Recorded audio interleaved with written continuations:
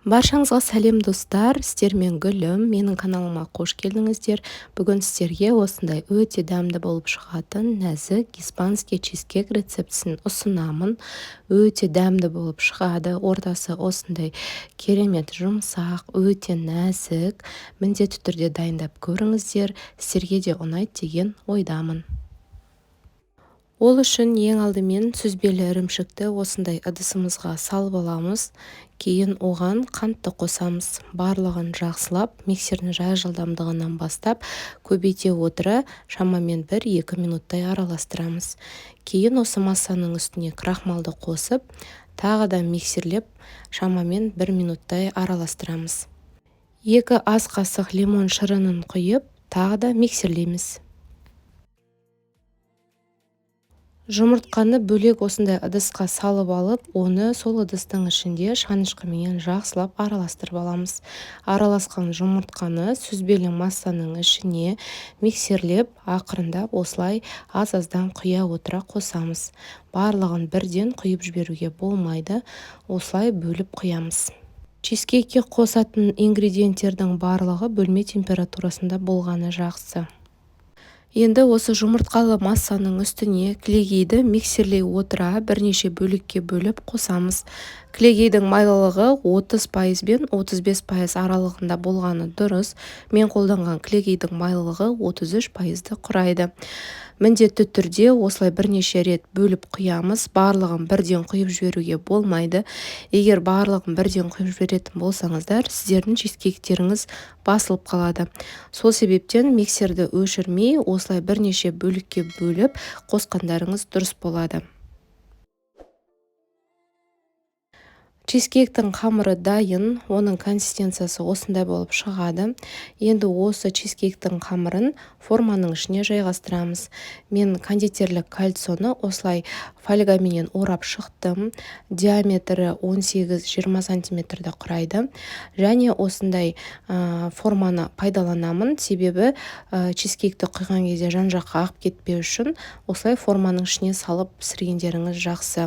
Ол мен қолданатын лайфхактардың бірі. Және осылай шеттерін көтеріп, жоғары қарай биік етіп, пергамент қағазын орналастырамыз. Сол кезде біздің чизкегіміздің қамыры пісіп көтерілген кезде ол сыртқа ағып төгілмейтін болады. Осылай формамызды жөндеп дайындап алғаннан кейін чизкектің қамырын формамыздың ішіне жайғастырамыз.